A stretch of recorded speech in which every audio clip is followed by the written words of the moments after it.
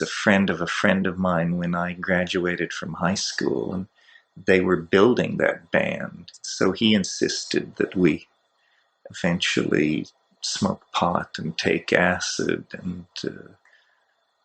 and I had never encountered old lefties or acid heads or musicians or people who gave a shit about any of this stuff before. It was all new to me. I had just come from Colorado to the West Coast, so I was easily swept into all of this. And yeah, he and his friends were into who was that strange heroin-based comedian? Lenny Bruce.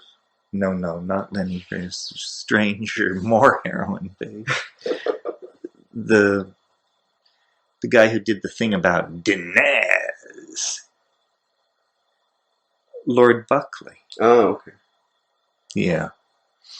They were into all of this stuff. And I had been studying the Evergreen Review for a couple of years, trying to figure out what was going on with the culture. But when I finally got to the scene and all this acid and all this left-wing politics and all that, then I understood. And so anyway,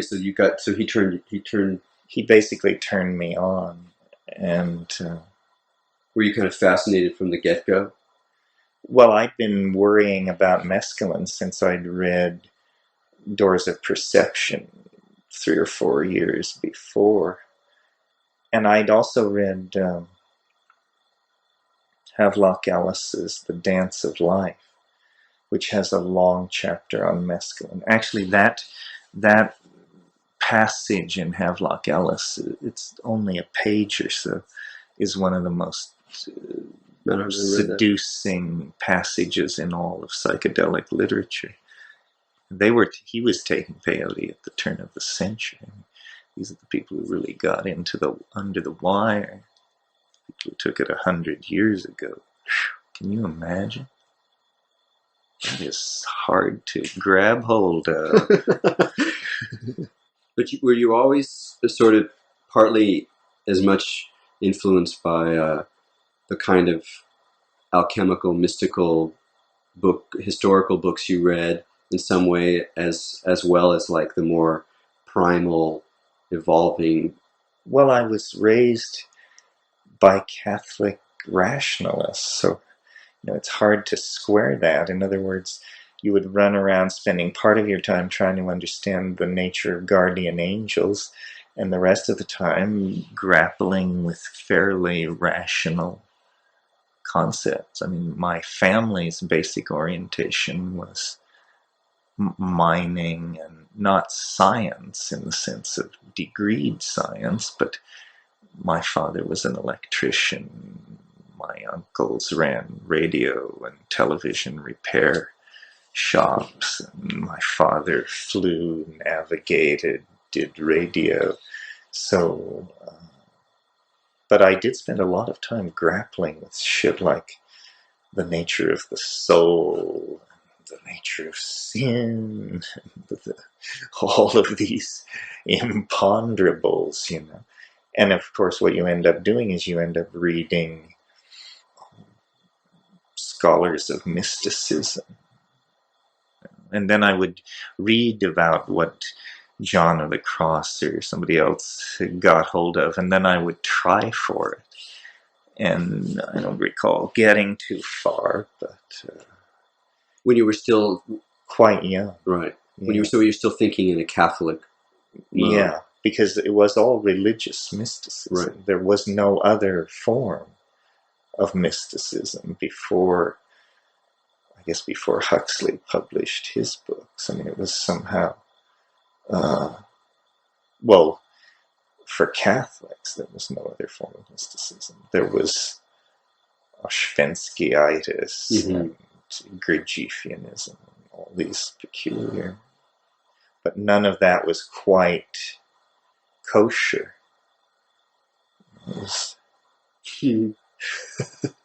Did you have a break with Catholicism, or did it just mutate into all of your? It sort of mutated.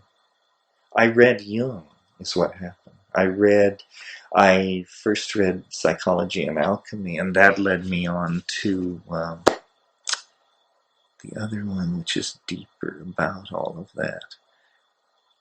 It's something about the nature of the Christos and alchemy, and then I saw how these geographically defined religious impulses could be part of some broader, deeper thing. And alchemy, it was a revelation to me. All that. I didn't get religious history from the church the way I got it from Jung. Because from Jung I realized it was books. And so you could read these books. I mean, it was tortuous. It was when I was first going to Cal. But on the other hand, I had a library card, and I could actually get at this stuff in whatever form it can never be gotten at. I mean, alchemy makes no sense at all if you actually read the literature. Right. So when you decided to start speaking and doing these conferences and speaking on the radio, did you have a sense of a kind of mission? Well, I always felt people should know about psychedelics, that was the untold story, that if there was anything new to be said or brought into the cultural dialogue, it was the news that these psychedelics were not these very tricky to manufacture drugs like LSD, but that it was really about plants. And I don't know if I would say I had a sense of mission. I certainly thought it was a fine idea that people realize. And I was also interested in feedback. It wasn't that I wanted to enlighten people. I wanted to hear what people had to say about this stuff, because to me it was all so confounding. The transformations of language, what it did to information. I mean, that's still what psychedelics are about. It's what it does to information. We'll talk about that a little bit. How do you... Well, it seems to show some kind of, how would you put it? Some kind of universality of source, or some language is not syntax, it's not grammar, it's none of these things. It's some kind of divine, you could almost call energy, which flows out of objects and situations. Everything wants to communicate. And so then what the chain of being is somehow handing connectivity on, to the next plant, animal, human being, work of art, whatever it is. And I still grapple with what all this means. And to me, it's the most psychedelic part of the psychedelic experience is when you get the logos coming out of the trees, the rocks, the berries, the water, everything. And it's the most Taoist part of it. It's where nature becomes transparent to its own intent to communicate, or something like that. Are you when you think back of what you felt like you were involved with in the mid '70s in terms of propagating the psychedelic experience, and you sort of felt that this is in a way you were being one of a number of Johnny Appleseeds. When you look now at what happened, or emerged from that, are you disappointed in some ways? Or no, I don't think so. Considering the fact that for the past year or so, or maybe longer, it's been legal to grow mushrooms in Holland and purvey them, I would say all the goals weren't met. The thing was brought into human cultivation. It'll never leave it. It's a very rare thing to be able to bring an organism into the human family like that. And when we found Stropharia cubensis, it was standing waist deep in cow shit, and now it's part of the human family of agricultural production. It'll never leave it. It'll always be part of global culture now. So. And do you think that, do you have the feeling that in some sense it will remain, at least for the foreseeable future, a somewhat marginal road, like a path that a certain temperaments or characters inside of the social matrix of reality have recourse to, but that don't really dominate? Sure, because if they really wanted a lot of psilocybin, you would do it differently. You would grow it in enormous vats of liquid that were the size of railroad cars, and you would produce millions of hits within days of scaling up. So, no, what it is it's a folk technology at the margin of civilization, and an underground technology for the production of these drugs. Like, I understand you can make methamphetamine out of Clorox and some other shit. I have no idea, but it sounds very similar, very simple. Well, so this kind of, at the edge of things, knowledge is very critical to, and that's where the shamanism is in the culture, is, the tricks of the trade. So the shamanism enters because that's an inevitable. Well, these are esoteric secrets, how to make drugs. And the drugs are change minds and make money. So inevitably it's going to be part of where some kind of negotiation takes place. Negotiations like that rearrange the morphology of the social, or the mind space of the people there. Well, what do you think constitutes a postmodern shaman? Someone who's legitimately doing shamanic work and not sort of acting out of fantasy or playing some game of like identification with the other.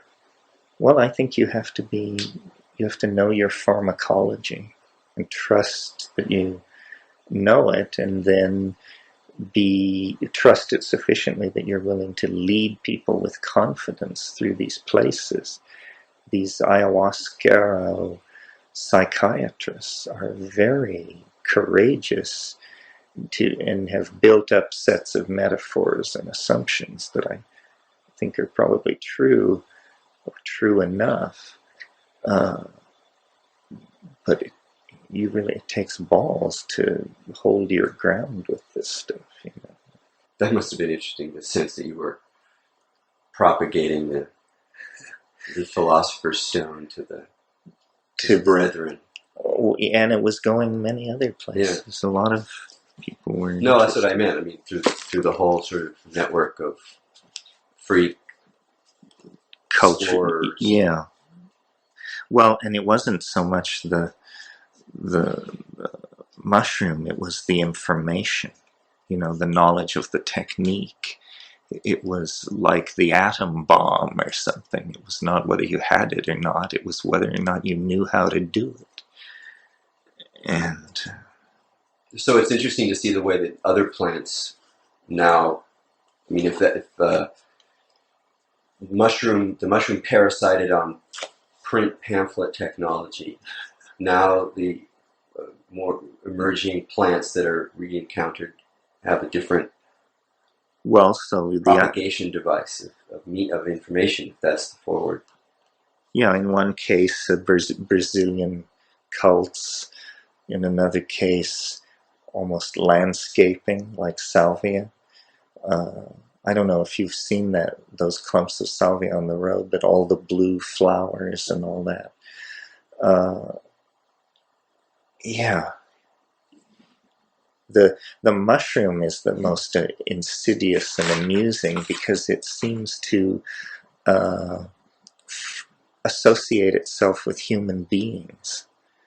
Like, for instance, one of the densest psilocybin ecologies in the world is Oregon and Western Washington, Well, one of the main industries of those areas where these mushrooms are so dense is the production of sod to be shipped all over the country and world to be pushed into malls and hotel lawns and golf courses to spread. So it's essentially an enormous economic engine for spreading psilocybin spores throughout the planet.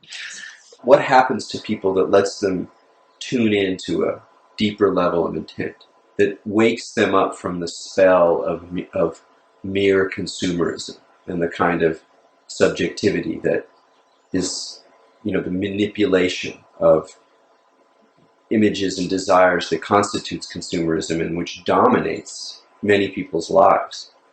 Well, then they probably head for deeper values, either Buddhism, shamanism, their own, whatever lies in their own ethnic background. Because in fact, civilization is a carnival. I mean, it's a cheap, it's a delusion of a solution. So anybody who sees past the front door probably wants really real structured values. And so that's where all the conservative resistance comes from. Fundamentalist Christians, Orthodox Jews, Buddhists, all of these people are saying, well, hey, wait a minute, we don't want to go down this path only so far. And that's probably a good break. Otherwise, we would create a civilization that was essentially a mall. And there's enough of that anyway. So in that sense, that turn towards deeper values, even if sometimes they take a conservative form, is ultimately a kind of healthy balance to just the sheer rush toward novelty. Yeah, yeah, I think so. And do you see psychedelics playing a role in opening up that kind of? It depends on how it's presented. It depends on the psychedelic. If it comes along with some wizened 90-year-old Indian from South America, it's hard to see that we're abandoning ourselves to the trivial and the concocted. And so it's a marketing and packaging issue, basically. And so what would that look like then, if you were? Well, I'd say the wrongly packaged version would be some kind of, like Castaneda is a formulaic cult. Do these things, take these drugs, follow these instructions, and moral obligation will flee from your ken. Nobody can be that foolish. If, on the other hand, you sincerely pursue this stuff, grow the plants, try to understand it, try to revivify the rituals and figure out what it's all about, well, that's an authentic push towards spirituality, and a very authentic push towards spirituality, and probably fruitful. Do you think in that process the actual handling of the plants, growing them, getting to know their cycles is necessary? Yeah, because that's the level, that's the speed, that's the speed on which nature makes this stuff, brings it to the surface and invites its contemplation.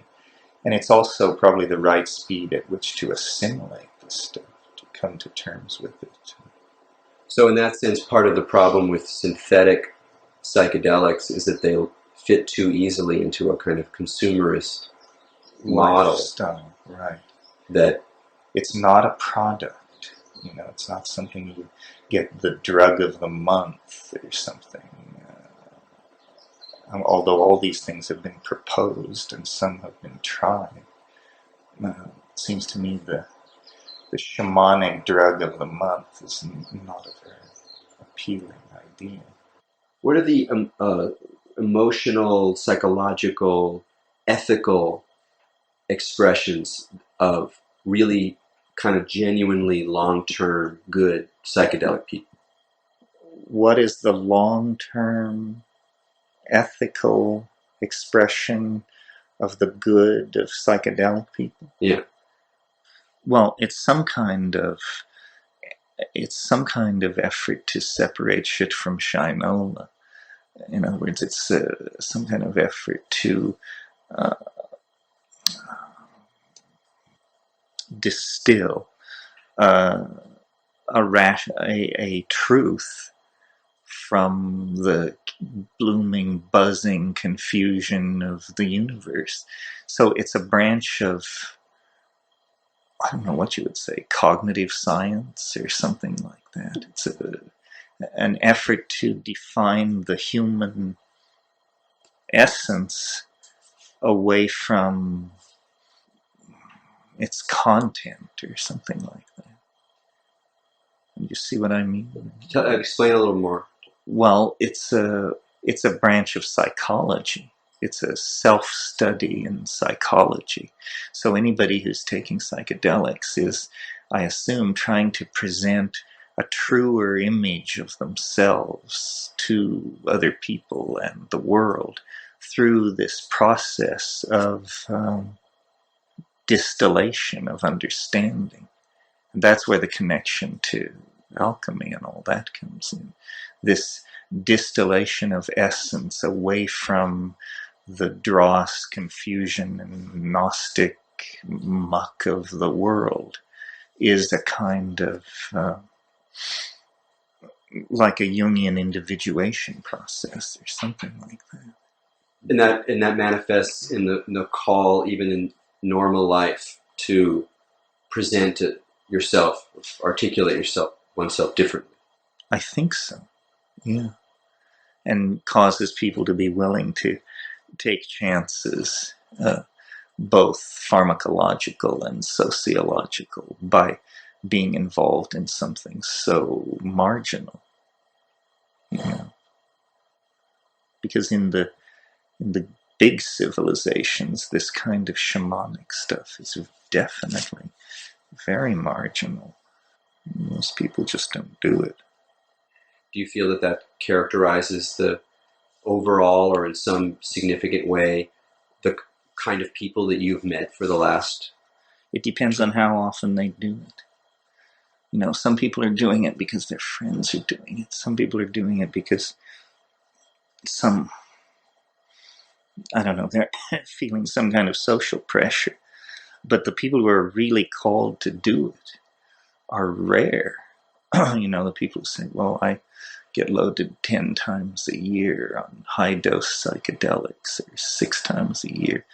That's a lot. I mean, that means your lifestyle is pretty much defined by all that stuff. Yeah, I would love to know what the real numbers are. How many people a year get really loaded once you get the Amazon Indians out, you know, the Mexicans out, and a few of these people out. It's hard to even know how you begin to make an estimate. You know? Before your sickness, how often did you do large journeys? Less and less often. I mean, I noticed that through the 90s, but maybe 4 or 5 times a year but I always felt never enough, you know, never enough. So do you have the sense that the tripping, you on some level are getting something done? That tripping is getting something done? Yes, done? that there's something being worked out, like continuously and progressively? Yeah, I assume that basically the download called history, meaning all the technology, social innovation, philosophy, art, fashion, architecture, is some kind of dialogue with this, well, higher mind. I'm not entirely comfortable with that, but this higher mind that keeps showing these different facets through the mist. I mean, that science and psychedelic and all this is a dialogue with the mathematical deep structure of nature. And that somehow, as you get that out, there's this sense of progress, more than a sense of progress. Progress. And I don't, and in terms of what is it all leading toward or what it's about, it must be something about like the spiritualization of matter. That matter is evolving toward quintessence or essence or something like that. And, we're the startled witnesses to this thing because we're part of this stuff that I called emergent properties, or, the side effects, you could almost say, of the universal emergence of matter into spirit. Because that's what biology is. I mean, I think biology is the quantum mechanical magnification of uncertainty into macrophysical space, so that essentially we're chemical systems that by some means yet to be understood amplify quantum mechanical uncertainty into dimensions such as we see, and that permits these emergent properties and systems and morphologies to show themselves, and that's the trick, or that's the trick explained on one level. It's funny when in your raps you stay away from what to a lot of people would consider spirituality. In a way, like the way that somebody would present their, Jewish spirituality or kind of Buddhist practice or whatever. You don't talk. In fact, often you sort of like you slag the guru model, and you kind of separate yourself from that, and you really have a kind of like you've maintained the sort of I don't want to quite characterize it right now, but and yet at points obviously you are motivated by something that in your own language you would call spiritual. Well, what comes up around that word? I guess I believe I'm some form of progressive history, that history is progressive. So then the story of evolution and biology and human culture and all this is assumed to be a story with a happy ending.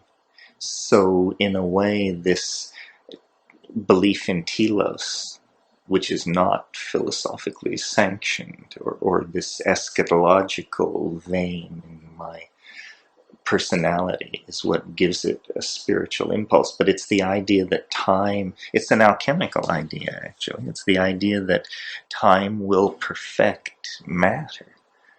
And I think it probably will perfect matter.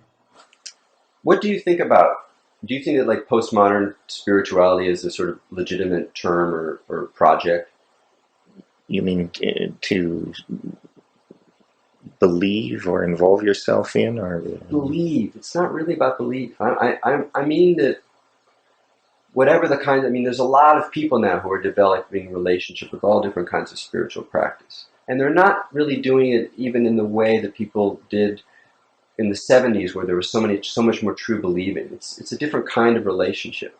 It's probably on a short spin, a short cycle, that a lot of empiricists are taking up Dzogchen, mm-hmm. and that how long can that go on? So then there'll be a lot of revisionism and rethinking and recasting of all this, which is the very best thing for it. Yes, it is. So were you ever very interested in meditation or yoga? When I was in India, and immediately before I went to India, when I was in the Seychelles, the first time I was, because when I was in Mombasa, Kenya, I came upon this place called I can't remember. Anyway, it was a library that was basically having a bargain sale in theosophical literature. So I took about 50 kilos of yogic Arthur Avalon theosophical literature with me to the Seychelles. And that was what I read and worked through when I was out there. How is it that you relate to mysticism, to mystical experience? Oh, you mean as a source of valid data about what's going on? Not even that far. I mean, that's one way of saying, of judging it in one way or another, and it doesn't necessarily be valid data. It's just, I mean, you've been interested. I mean, this library, obviously, mysticism is completely surrounding us. Well, I guess I would say the more personal the mystical indicator is, probably the more likely I am to take it seriously. In other words, it seems to me, if you extrapolate your mystical insight beyond the personal, you probably enter into the domain of inflation, of some kind of psychological inflation. And So was Plato inflated? was Plato inflated? No, probably not, but he probably gets a pass as some kind of pioneer.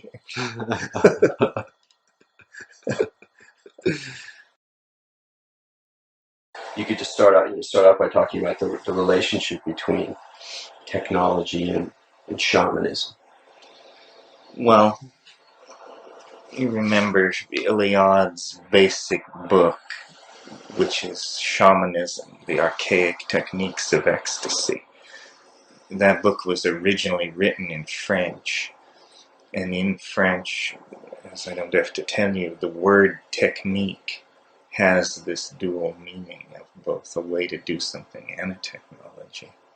So, from Iliad's point of view, shamanism was always about using techniques to achieve these, what he called ruptures of plane. And these ruptures of plane were these breakthroughs into these healing spaces. And for him, it was always drugs, yoga, or ordeal, or maybe yoga / ordeal. So, in a way, pushing on the frontier of language and pushing on the frontier of technique always brought some form of breakthrough. I mean, I suppose the perfect example would be fire, where fire must have been something. We talked about the Smith thing yesterday. But so fire technology, the transformation, the visible transformation of materials through heat, and all of that leads straight into better weapons, stronger building materials, and so forth. So, I mean, do you see then that even though the West turns away from the worldview of pre-modern the enchanted universe, is that there's still something in that process of technological development which is linked to those older technologies? Well, the way chips are made and the way solid state objects are assembled often is just a matter of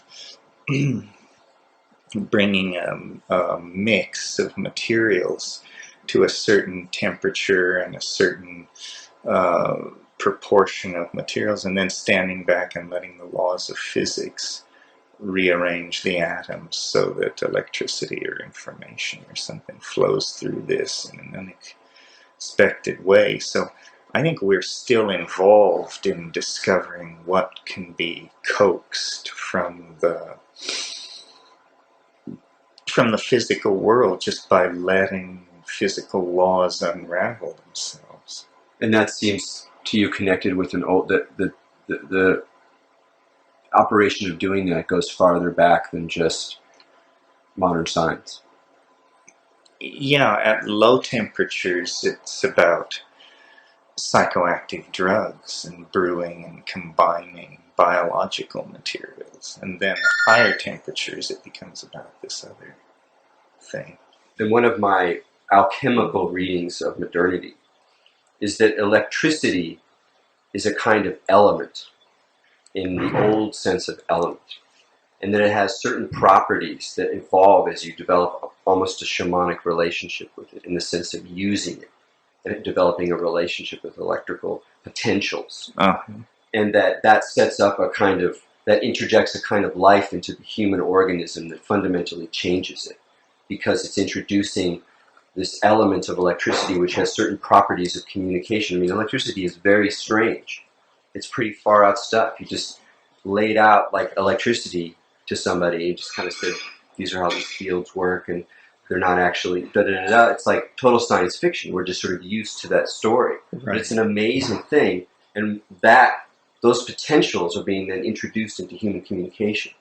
So that fundamentally changes them, and I think spiritualism is like a reflection in the archetypal imagination of modernity about the kind of communication that is introduced by electricity. Interesting.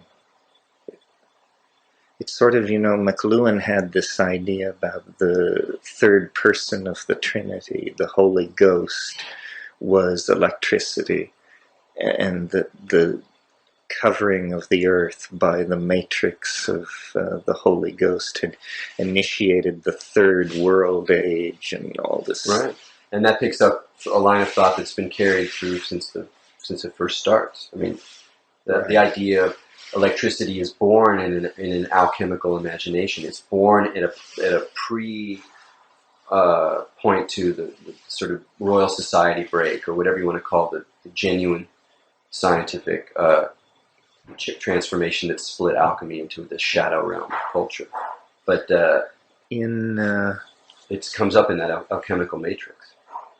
In Mason-Dixon, there are scenes in Philadelphia in the 1770s in coffee houses where electricity is being sold as a drug. You pay your money and then you grab onto this thing and they rip this thing around until it throws you off, and you pick yourself up off the floor and then go back and pay again and yet more. Just this insane scene. It's funny to say, but you look at 20th century science, and even though its story has nothing to do with alchemy, that it really is this kind of fulfilling of visionary notions about the way that matter and energy and mind could be stitched together. Well, and it turns out it's all true. I mean, what 20th century science proved is you can actually do almost anything. And so, you want to change lead to gold, you want to create life, you want to store information in crystals, all these things. It's now come to pass, and much, much more besides, proving that matter is really magical material that you can pull off all these tricks with. So what is it about the alchemy that really kind of got you? The surrealism of it, the shifting imagery, the associational, the associational schemas are very attractive. They are. What do you think's behind it?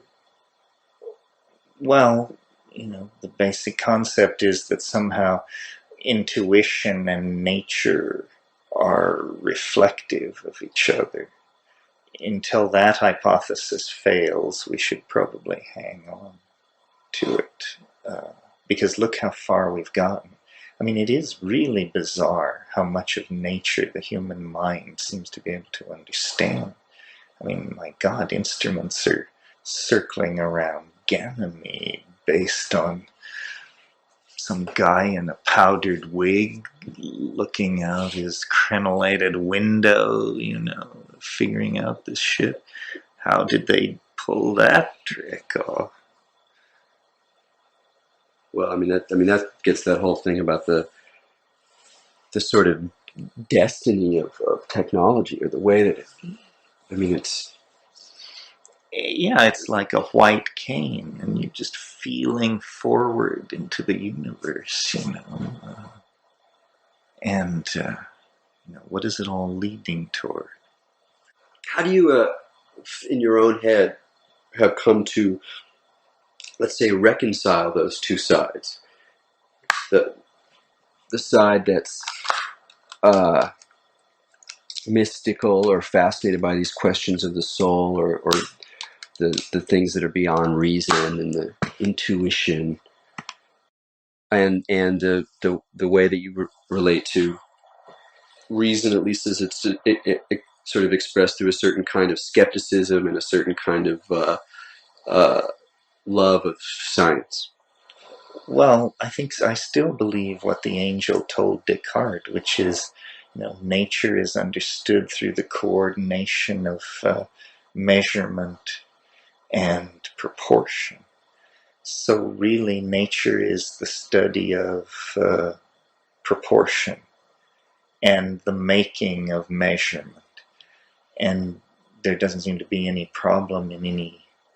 We have very powerful instruments for taking measurements, and very powerful instruments now for modeling and constraining the data, and we're making progress. I mean, I think in terms of stuff like the internet, human longevity, recovery of energy sources, and all this sort of thing, that humanity is probably in great shape for the next 100 years, if anybody gives a shit. But that kind of time scale. So you're not as sort of overwhelmed with a kind of dystopian scenario, which is obviously an easy thing to do when contemplating the future. Yeah, I think that dystopian in the sense of losing control of primary processes inside civilization, and so having like disease, fascism, economic breakdown, problems like that. Yeah. No, I'm pretty high faith in systemics. Do you see the internet as being both? Is that more of a hopeful direction, or can you see it also exacerbating the problem? No, I think it's more of a hopeful direction.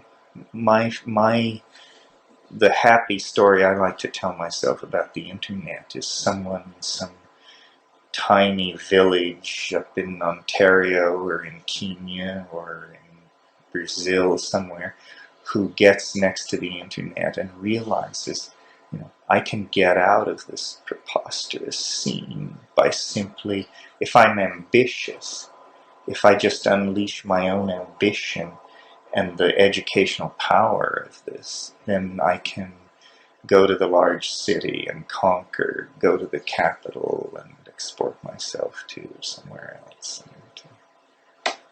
And I assume this is happening because, you meet in the third world incredibly ambitious people who only by their circumstance are confined.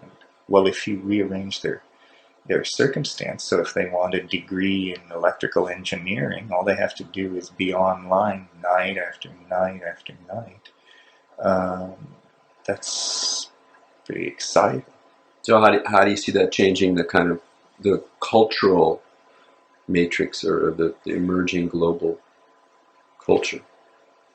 Well, hopefully it gives it a more international flavor, and people realize that there is I don't want to use words like a natural elite of native intelligence or something like that, but in fact there is something like that. I mean, smart people would be a fine thing to put them in charge for a while, see if that does any good. I mean, they're taking charge where the money is, but that's not a very deep value.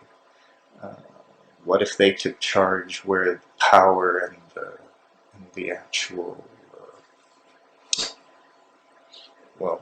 the morphogenetic intent was coming from? The design process. This is what. But do you see that happening? I mean, are you? I mean, if that's sort of your vision, you must be a little concerned about the evident power of money and pure greed to largely drive development rather than design principles with an eye towards the future and social equity and ecological improvement. Yes, except to some degree, except that it is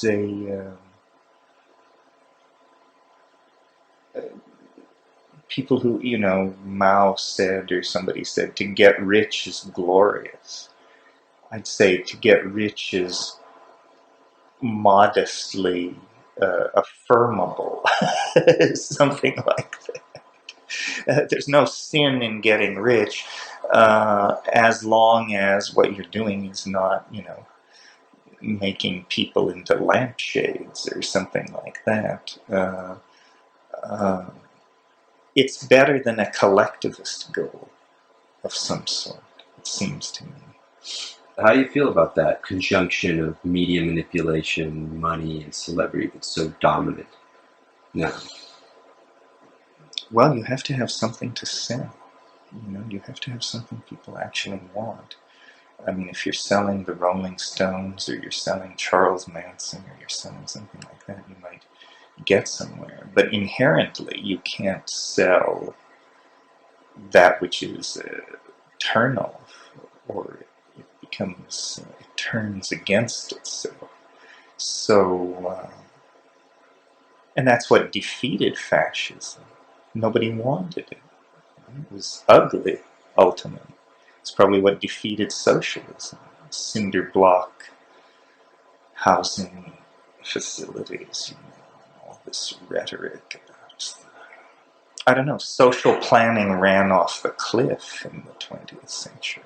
Maybe because there were too many people, or too much money, or not enough money, that something defeated all these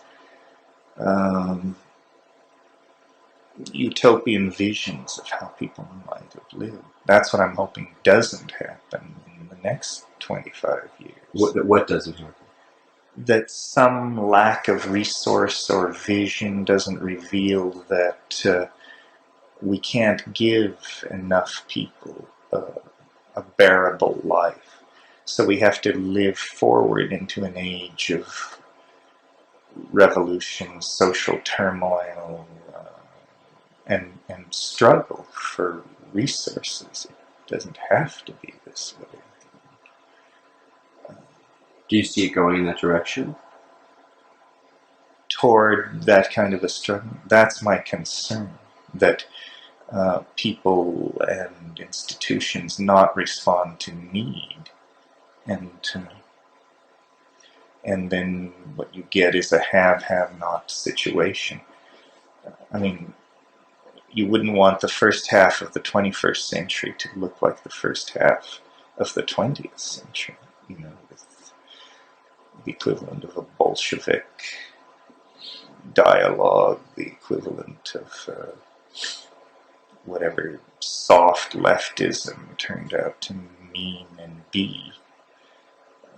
Because it turned out to mean and be not bloody much, as far as I can tell. There was a lot of labor unrest, some amelioration of some people's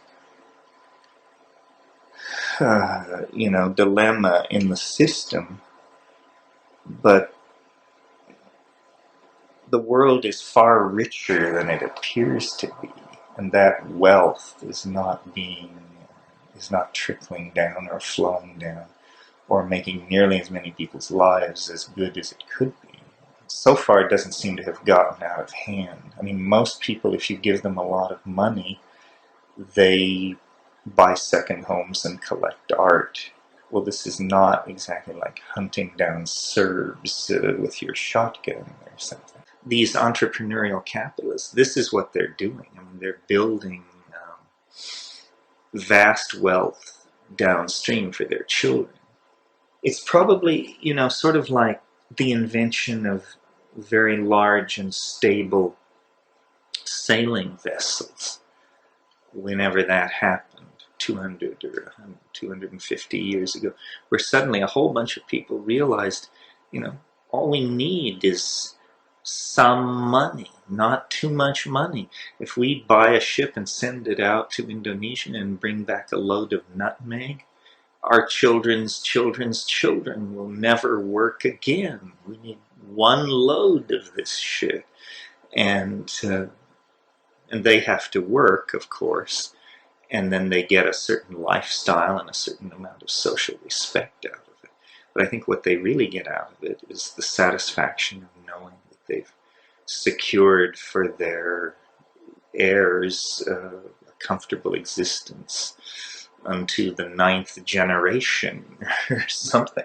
Well, it's interesting about that because that ties in with the genetics. If you buy into some evolutionary psychology, certainly at this stage of the game, one of the forms that would take is not merely like the logic that guides your how you choose a mate and the fact that your status and money might, if you're a male, bring you a foxier, younger babe than the schmo who's, shoveling shit. That one form that would take would, of course, be to maintain your genetic line in as great a situation as possible. Well, and now people understand that this is what your genetic line is about, that to cope or to be in a Darwinian position of competition in this society means to have money, and not a little, not sufficient, but plenty, so that when you need to arrive and be met by Rolls-Royce limousines or whatever, that it's not an issue and this all comes down. But do you see that there's also kind of madness to that? Yeah, I'm not motivated. I mean, as you see, I need a place to keep some books dry. Having achieved that, my motivation falls to pieces. And it's, all right, what else do we need to keep dry? Some firewood, okay, a truck, okay. That's about as far as I can go. The way that technology, that the internet would allow you to build a different kind of career because you don't like traveling. And what are you working towards? Well, essentially the philosopher's stone without any dross. In other words, everything I require of the alchemical quintessence the internet provides except physicality, which I didn't require. So that's what I meant. I think I said to you yesterday or the day before that at times these technological developments have taken place that seem to me designed uniquely for my own satisfaction. Sputnik couldn't have worked better for me. Acid, rock and roll, small computers, large computers, the internet. So in my internal story about what's supposed to happen, everything is happening right on time, right on schedule. I mean, this is the thing that if you believe knowledge is power, which I certainly do, then the internet is the dispensation. The angels have landed, the aliens have unfurled their banner on this planet. And now let's see if information can liberate. That's why I don't want to do something stupid like die and miss the whole unfoldment of this proposition that knowledge is power, information will liberate, and it will be settled in the next 10 or 15 years.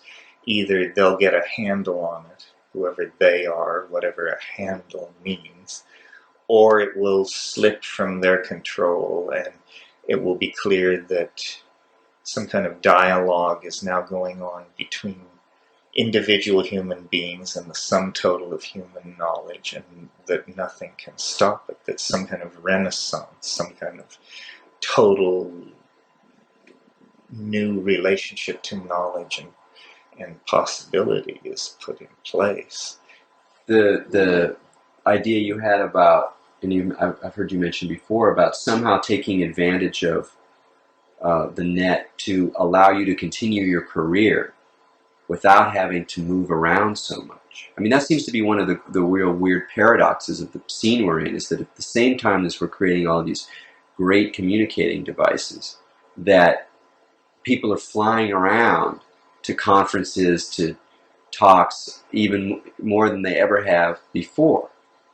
Yeah, well, I don't really understand that. I mean, like this morning I was looking at the brain tumor list. Well, fully one-third of the brain tumor list is people planning get-togethers at the next brain tumor conference. Will you be going to Atlanta? Will you be going to Vermont? Are you going to London?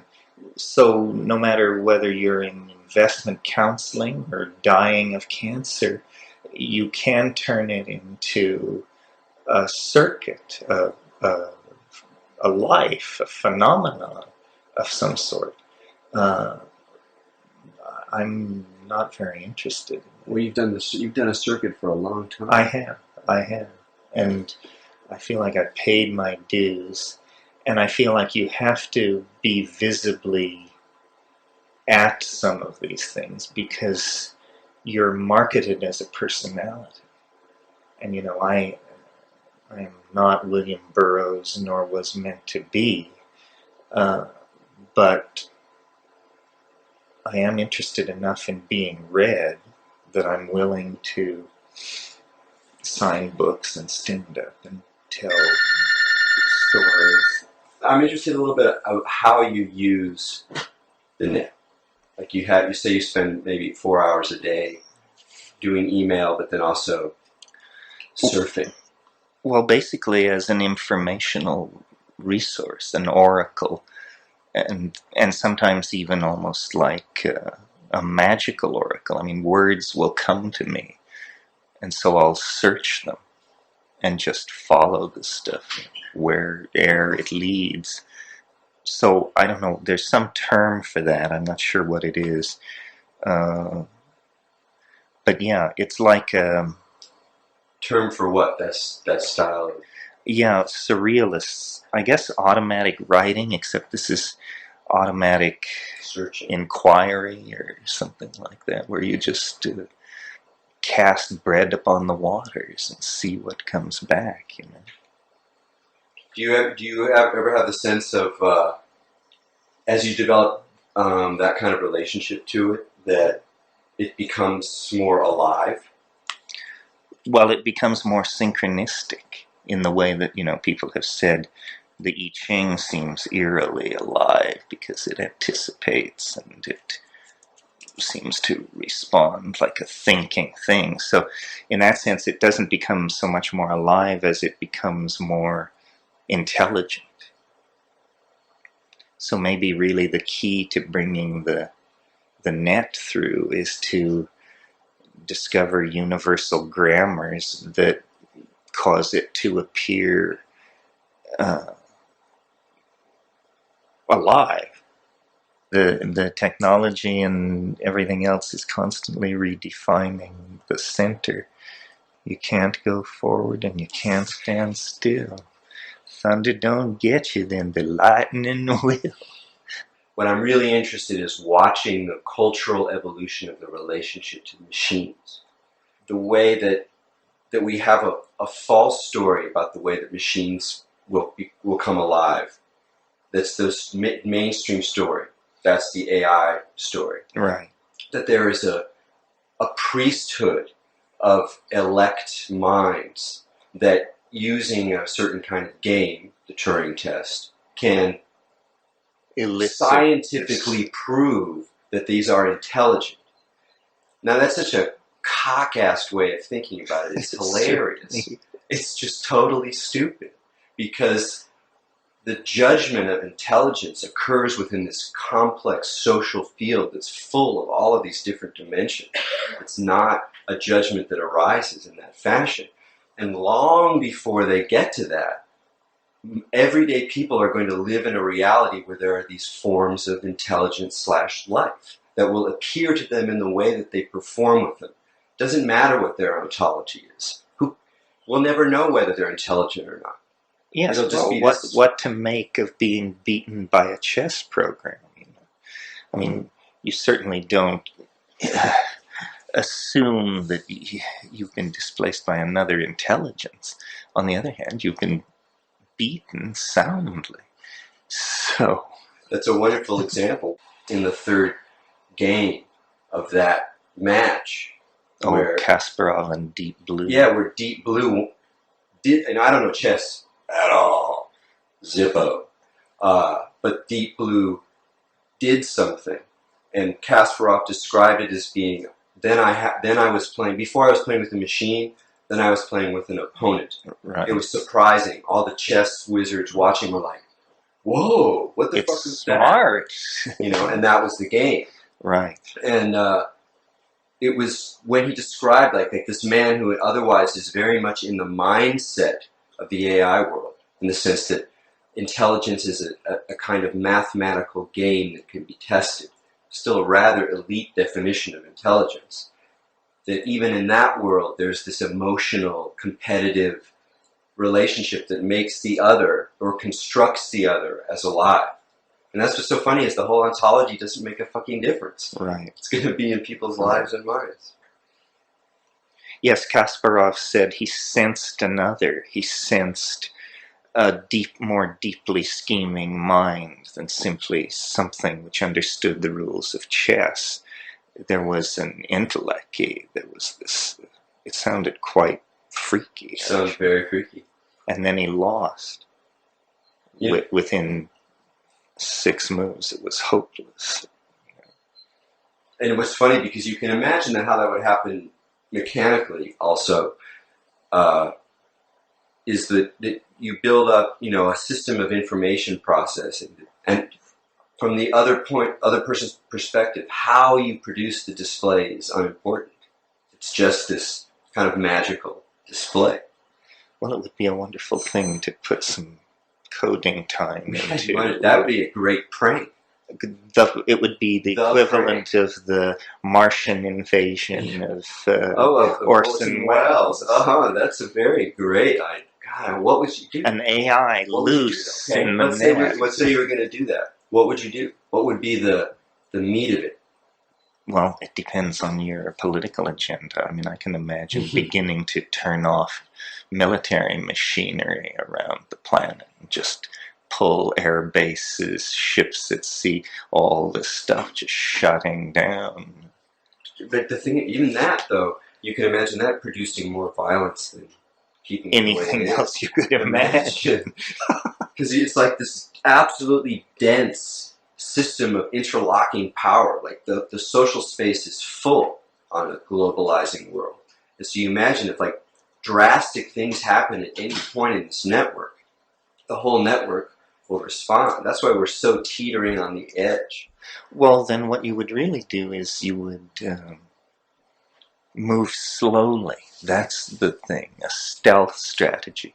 So titanium extraction, production of fissionable materials, you begin to move these things a few tenths of a percentage point off their marks over periods of months and months, hoping that over 5 years, 6 years, you could back away from various forms of the abyss. One thing you talked about when you were talking about the moving image that intrigued me is you mentioned the discovery of the unconscious of dreams, which is by definition a world of fluctuating images, psychedelia, and film, and by extension we can talk about animation. But it is interesting the way that if you leave aside the different ontological spaces where these things occur, you are pointing towards some similar logic of flowing images that are pregnant with something more than simply the surfaces of images. Well, you looked at that thing about the film objects, right? Yes. Yeah, that was really interesting, I thought, to deconstruct film in that particular way. What is it about that seems kind of rich? Well, it stresses the role of time in defining all these situations. I mean, a film object is best applied, obviously, to film, but on the other hand, you and I are like that, or a automobile in traffic, or an investment over a decade is still some kind of self-transforming thing, referent to its own structure, but constantly redefining itself. And that's very... the world is its own film, or the world is its own kinetic unfolding. And if you take that away, then you don't have a world. If you look at, what we're building with VR, what's just around the corner with these kind of three-dimensional interactive spaces and avatars, and imagine a culture that's more and more based on that kind of interaction. And, obviously there's a kind of superficial shamanic or imaginative dimension to that. But at the same time, it's clear that at least initially, and certainly in many of its guises, it will be driven by the same kind of chintziness, the same sort of crass, tinkly junk that really drives it. How do you think it's just going to naturally evolve such that a kind of deeper shamanic world, or at least shamanic analog, will emerge in virtual reality, or does it actually require some real creative work to seed it? It requires creative work. It requires that the people who build these realities understand how subtle what they're up against is, and not abandon a commitment to realism. The trick to making the shamanic world, virtual world, compelling is to fairly and truly convey it. So you can't cut corners, you can't fake it. So animation and the rules of Vermeil and all this stuff have to be faithfully executed so that this stuff really does blow people's minds, so that people see, well, the human imagination is large enough to accommodate the human soul. It doesn't leave you feeling like you're wearing too tight a pair of shoes.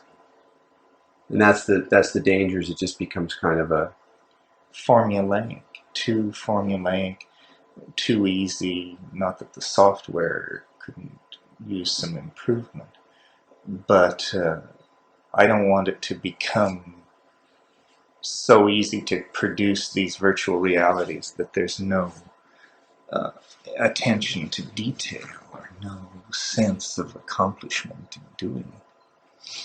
What would the kind of ideal Terence McKenna virtual environment be? Well, all of these, I guess you would call them models or explanations, beginning with basic chemistry right up to hierarchy and management theory, because all these processes can be envisioned, as interlocking sets of laws and that sort of thing. So that's, I guess, what we're talking about, is how the world should become more visual, should ride more on a vocabulary of visual assumptions that everybody has learned. We all know that a Bugs Bunny cartoon is a land of explosions and falling anvils. Well, we learned that. We were taught that. So there needs to be more of this kind of slotting in of I don't know what you would call them, assumptions or gestalts that can be used as a vocabulary to communicate this stuff. Like a language, a visual language. Yes, exactly. And do you see that some languages from the past, the imagery of alchemy or Egyptian art or things like that, are can be seen as predecessors for a possible new visual language? Well, this is where memory palaces and archetypes and all this stuff come in. That was always the hope.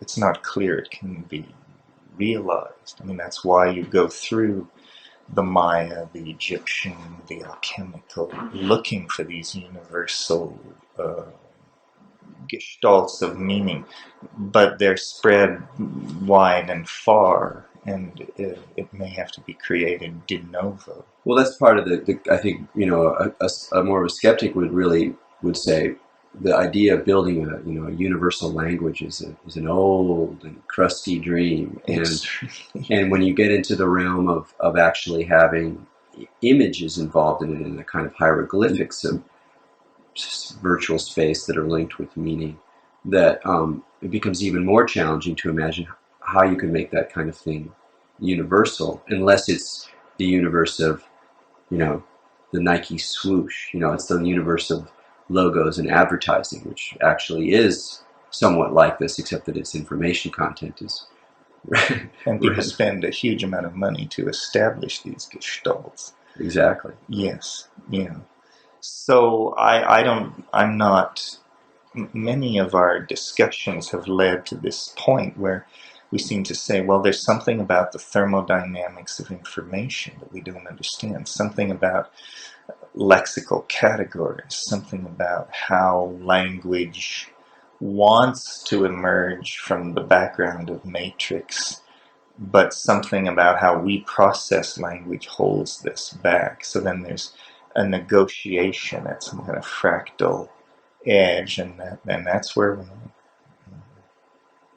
but not necessarily. I mean, that's why I encourage everybody to think about animation and think about it in practical terms, to look at objects and pose these things to themselves as modelable problems, because out of that will come a language rich enough to support an actual form of human communication that's been very elusive, or maybe never in hand at all. Well, it's really interesting when you talk to people or listen to people, how many people who take psychedelics have cartoon-like encounters with beings, and you say, well, gee, this is weird. Cartoons only go back to 1920 or 15 or something. How weird that such an out there technical phenomenon could just grab a whole section of human psychology and camp there with that kind of tenacity. And to me, that indicates it has some kind of archetypal claim on that territory, and a claim which it can only continue to tighten over time. Did you ever seen that Scott McCloud book, Understanding Comics? No. Oh, that's worthwhile. Is that a good Yes, it's really worthwhile. Very good. I mean, it's just sort of getting at a grammar. A lot of cartoonists disagree. They're a very irascible lot, and a lot of comic people are like, no, it's shit. But it's a very interesting attempt to use the form itself to talk about the specifics of the form. I mean, it's really about comic art, but it applies to some of these issues of animation and cartooning.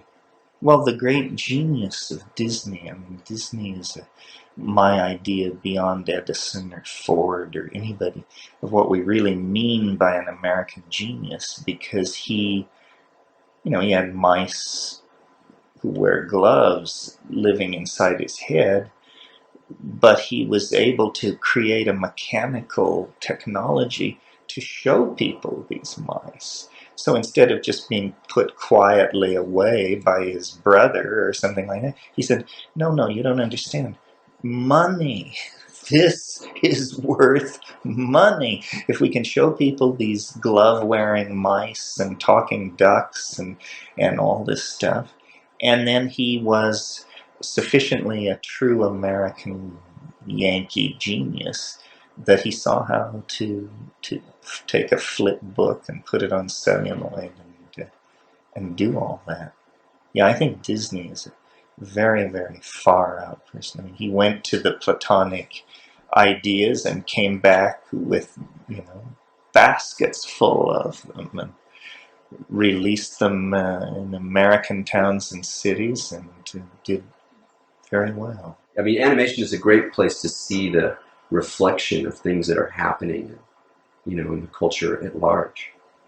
And certain people take it to incredible heights.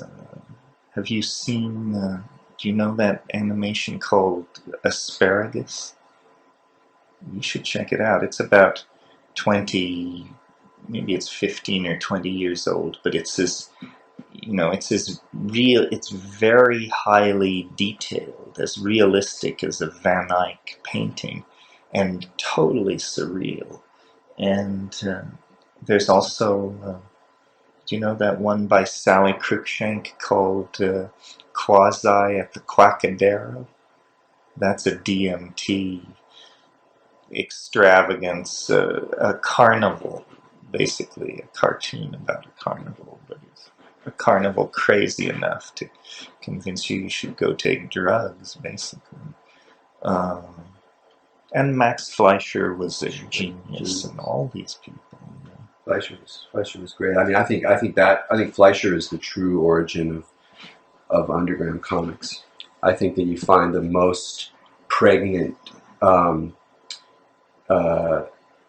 images of a certain kind of seedy, like the way that R. Crumb presents a certain kind of seediness and sort of failure of the bodies and spaces, and yet that's infused with a kind of magical eye. So you really have that both in Fleischer. You really have the mania of the Betty Boop, but also a certain real kind of quotidian, almost proletarian graininess to these characters.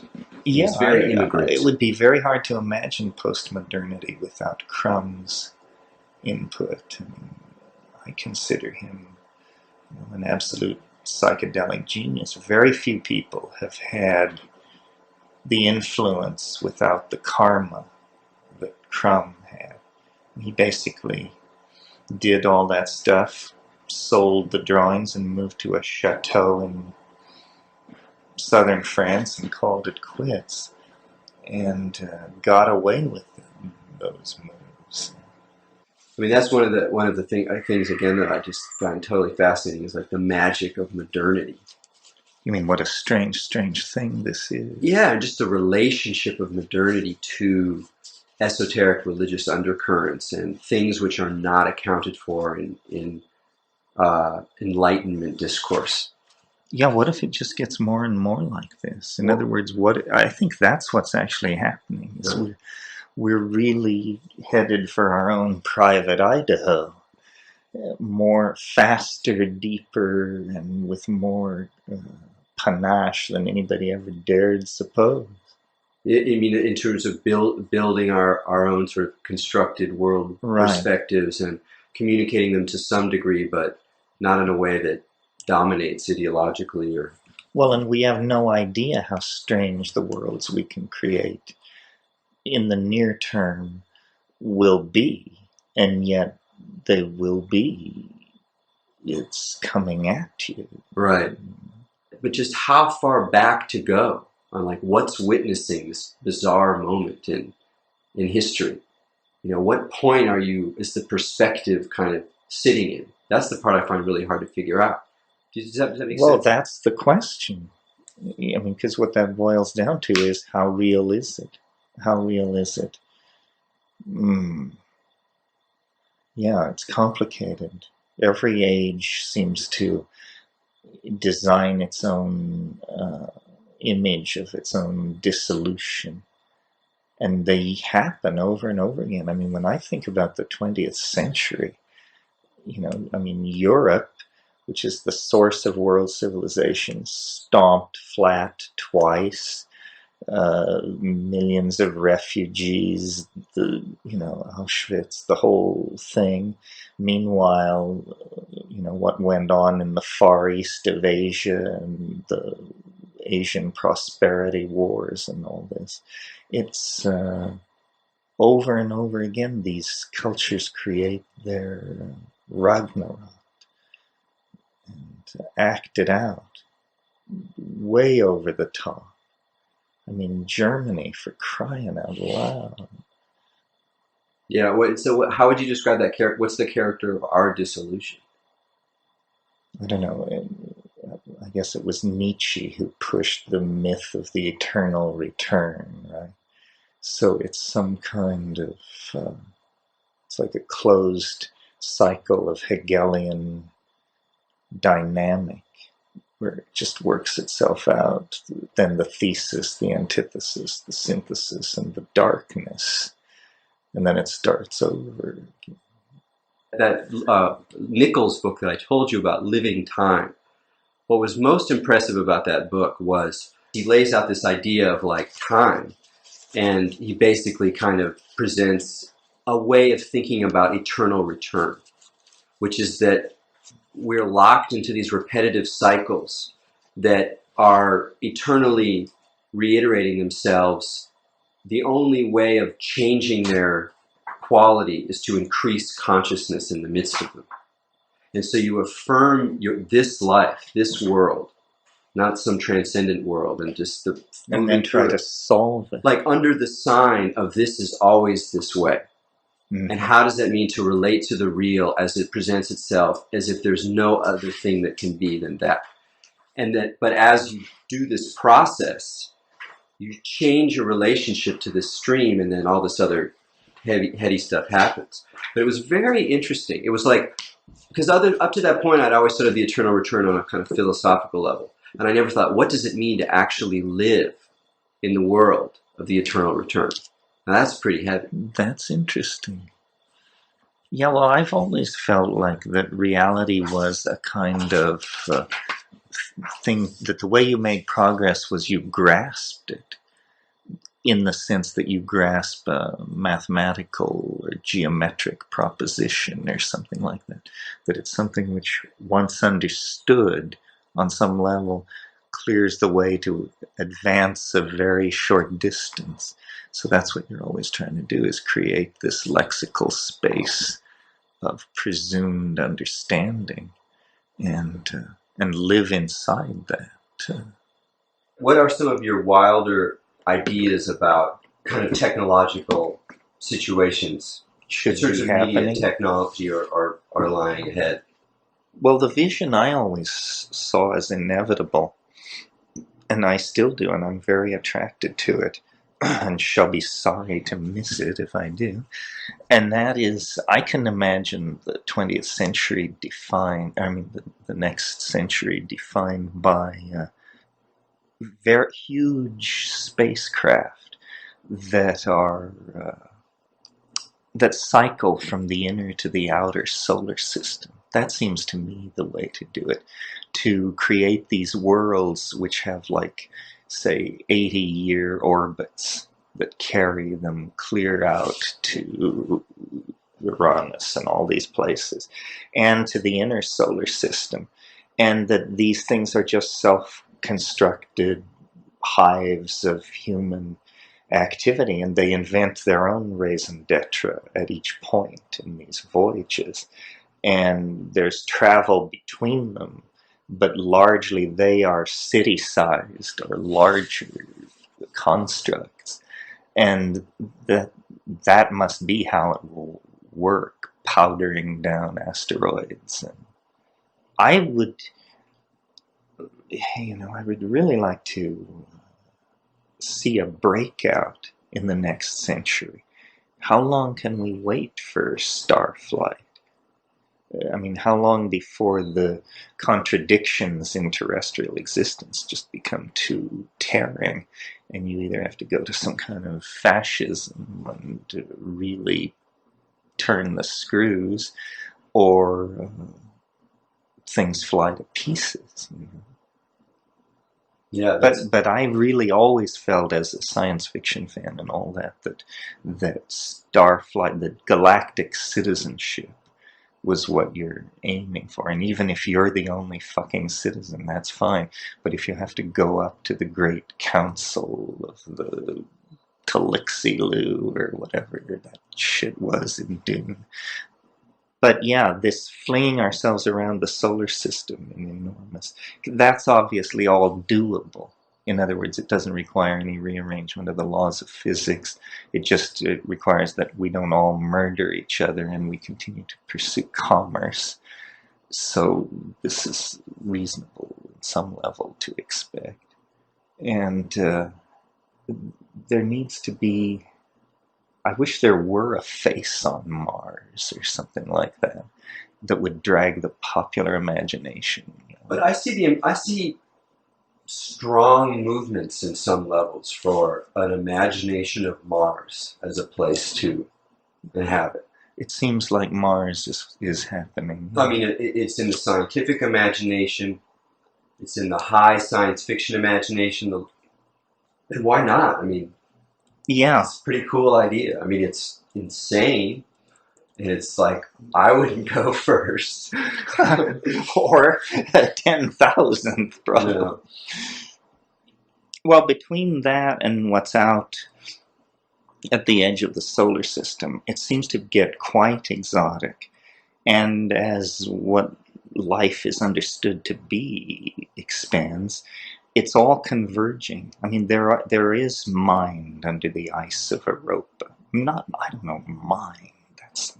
But there's a lot of complicated and hard to define and edgy shit from on the moons of Jupiter and Saturn. What do you mean, like edgy shit? Well, like hot water trapped in methane environments under deep ice. You know, there's this lake. Hot water and therefore something. And complicated chemistry. And, you know, they're drilling into this lake in Antarctica that's under 4,000 meters of ice and has been there 20 million years and utterly undisturbed in total darkness for, this insane geological.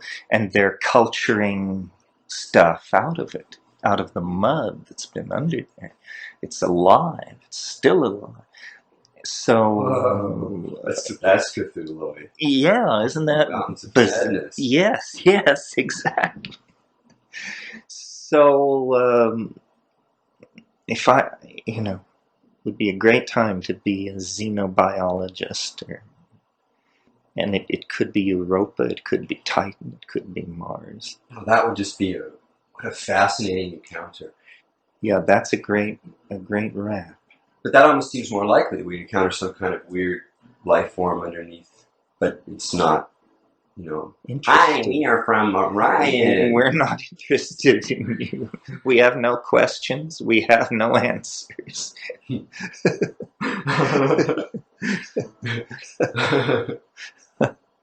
This idea has been gaining strength for 20 years, that life is not unique to Earth. It must have drifted in on a chunk of stuff, and it's an alchemical rule. It's the rule of homogeneity, as above, so below.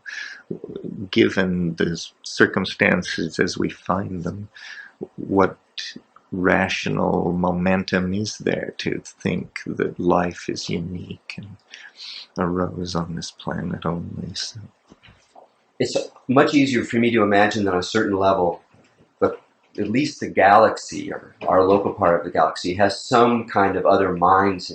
I mean, it may be not true, but it's almost the same way of the way that we model, hopefully model a future. It's almost like you kind of imagine it, so that all the, Star Trek even is kind of this weird dress rehearsal for a certain phase of this kind of realization. That's just a story, just a science fiction story. Well, but you could have said it of Jules Verne in 1885 and been right. Yeah, it is a rehearsal. And, psychedelics kind of seem like, to me, imaginative rehearsals of some other event. And whether that event is merely my own individual death or some kind of cosmic event, I completely suspend judgment on. And I don't know if I will be able to. I don't think I'll move from my present position of like, well, who knows? Who knows? Yes, it's the big who knows. So what do you think's up with the extraterrestrial imagery that features so heavily in some strands of psychedelic experience? You mean the cat-eyed, that kind of imagery? The cat-eyed alien gray, pudgy little... That, and just the sense of, I think it seems like a lot of people just even describe the sense of an extraterrestrial intelligence, or Well, remember we were talking last night about how everything wants to articulate itself. Everything wants somehow to communicate and be perceived as language. When that impulse is most clearly separated from its object, or from its source, I guess you'd say, then maybe that's what you get, is this Gumby-like pure impulse toward communication or something like that. I mean, it seems to me it's like looking at a pure function, a pure psychological function of some sort. You see what I mean? no longer rooted in its source. Source being biology and the evolution of physical form on this particular planet. Yeah. And so that once it reaches a certain kind of... it can actually walk away from itself. And then there you have it. And you're saying, what is this? It's category confounding. It can't be. It's an essence without an object, or something like that. Yeah, I've had some pretty profound moments of feeling like contact with something like extraterrestrial intelligence without believing it, even often in the interior of the trip that it was. Oh, you mean while loaded? Yeah, even at the time going, okay, this is... I'll let this happen. Yeah, this is a phenomena occurring, rather than, oh, I'm finally seeing it, and or maybe you just sort of geared for it with science fiction. Okay. So how real was it? Well, maybe it's just the language that I use for other. That if you present me with some kind of intelligence or communicating force that seems to be other, that's very high, very evolved, that maybe I'm just going to tend to see it more as alien. But even in terms of those buzzes, like the kind of weird way that sounds can like form these vibrating matrices, is they often take on a kind of more metallic quality and become more synthetic, and with that rising, begin to enter into an imagery realm that's very peculiarly alien. It is peculiarly alien and technological often, as opposed to natural. That's the place. And that's that's like a lens or something. Because if you imagine, if you imagine it pouring forward or moving rapidly forward, there's a kind of front edge that's very weird, because it's sort of like birthing whole sets of new foam. Yeah, exactly. Yeah. I know that place. What is the nature of the entities? What constitutes their apparent agency or communicative agency? Well, I think that's the question that remains unanswered. That's the grail of the thing. What is the nature of the other is basically what you're asking. Is it a construct, a projection, or a discovery?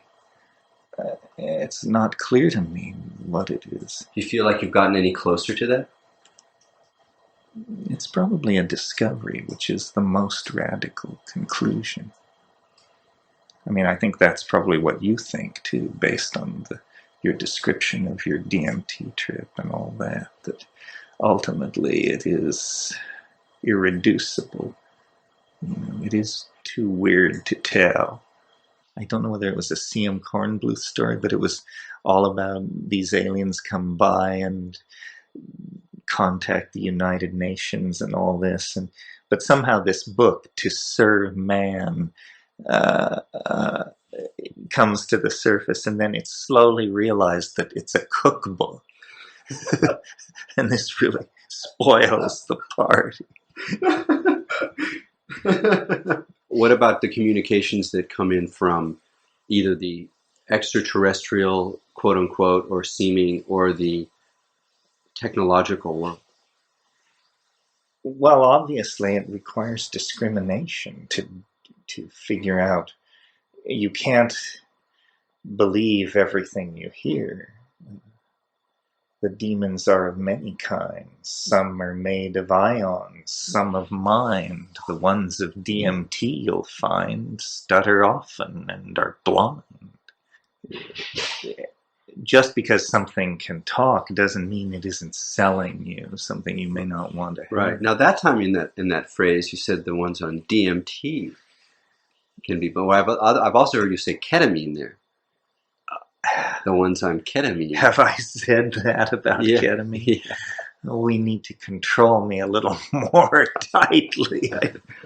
What is your opinion on ketamine? I think it's an intrauterine memory drug. I think there are things about it that cause you to recapture some kind of intrauterine state. It's echoic. It's weightless. It cancels the sense of gravity, so you don't feel your lungs rising and falling. It's,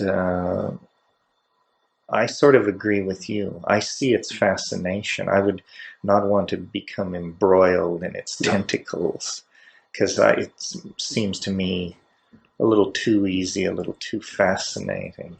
Do you think ketamine is hollower, partly because it's just a synthetic, that it hasn't emerged in the ancient matrix of the biosphere?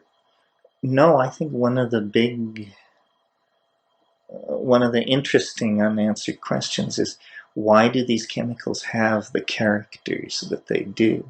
Why do they have these personalities? Why is there Mayan imagery inside mushrooms and mescaline and this and that? And so ketamine's character is simply somehow conferred from whatever strange dimension this is that sends these drugs their personalities. And it certainly is an interesting personality. And Lily is, John is a juggernaut. Do you know him? No. Oh my God. John's such a trip. I mean, some people are just... he's really kind of out. Oh, definitely. Like you meet him and you're like, this guy's out. Yeah, this guy is, there's nobody home. This guy cannot be left alone at home. And he's like me. What a trip. And such, an amazing arrogance, an amazing conviction of your own, that you've got it all figured out. Yeah, a relentless character. He told me once, we were at Esalen, I don't know what we were doing, just the two of us standing somewhere, and he said, nature loves you ruthlessly. And I thought, well, that's an interesting observation. Just ruthlessly actually mean. Was he speaking specifically about you? Yeah, he and I were the only two people present. It was just a private conversation. He used to have this Obi-Wan Kenobi robe that he wore around Esalen that was just hilarious. And he would just show up out of the fog, to lay these raps on you. Yeah, they didn't make too many of John. Ketamine actually distills a certain element of the psyche, and then just it lets that element interact with this whole weird plane. And there's not a lot of connections with the animal body, but the tryptamines are like carrying the animal body all the way through it all. So it's all still archaic, and there's sex and there's fear and all of these the animals in this space. The ketamine is like a little drop of like awareness, pure awareness, enters into this zone, and you're just completely a bit like that. You're completely. I mean, if you remember like things in your life, they're all part of these networks of cosmic cause, and they're so impersonal. I mean, it's a very impersonal environment. Sometimes on ketamine, I had the impression it's like this all the time. I simply don't notice, which isn't a very sense-making perception. But yeah. No, it does have an always already quality to it. The whole quality of Always time is already. very different than with also with strictures, which have a more kind of propulsive, Yeah, you're right changing, about how it transforming. accentuates the animal body and just shows you some kind of hyper state of, I don't know, being. Or even metabolism. Yeah, something like that. Where it's just a 50,000% more powerful than you thought was the specs would tolerate. What do you think of MDMA? It never spun me like it apparently did other people. It seemed very pleasant. I didn't quite ever get, the fight to save MDMA and all that. I figured from what I was hearing around me that it was doing a lot of good in psychotherapy, and so those people should be supported. But personally, I never. It seemed well. It seemed like very much like every drug as it's introduced into society. It's usually claimed to solve relationship problems, and then, well, that's the best packaging, is to say that a drug solves relationship problems.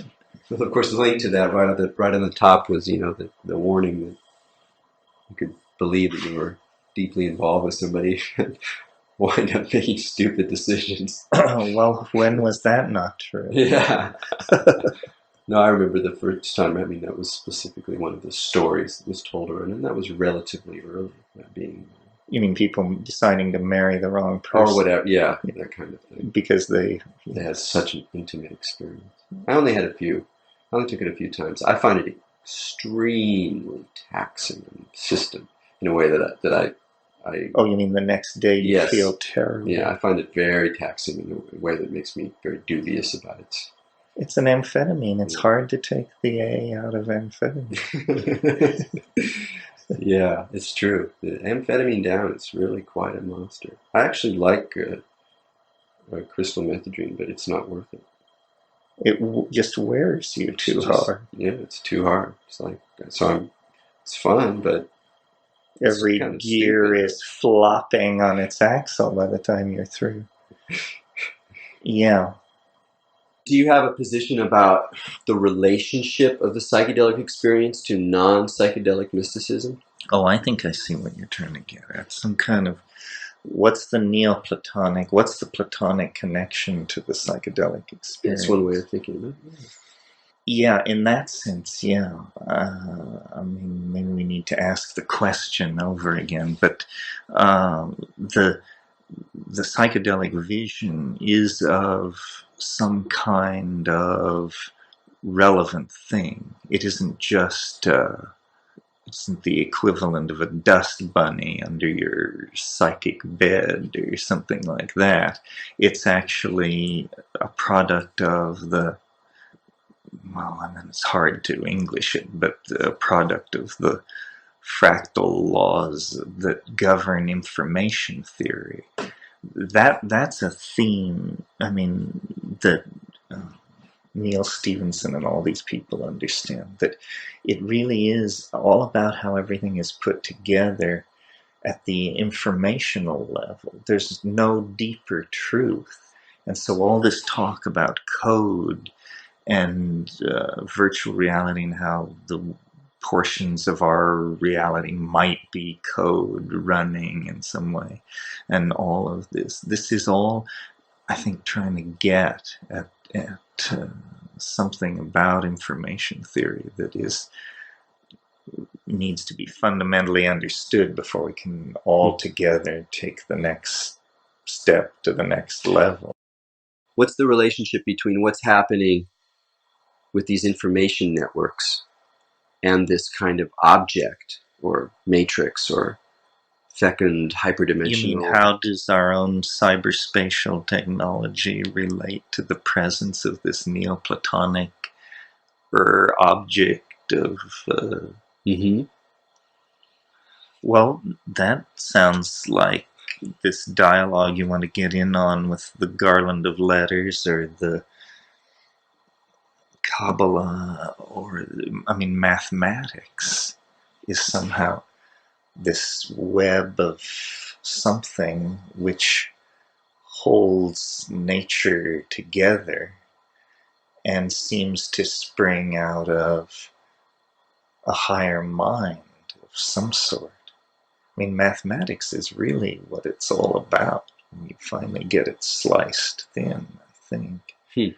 Um, and that makes sense platonically and from this Neoplatonic thing, you know, that's. And by Neoplatonic, I mean Proclus and Plotinus and those people who came about 500 years late after Christ. Yeah. Have you been to Ravenna?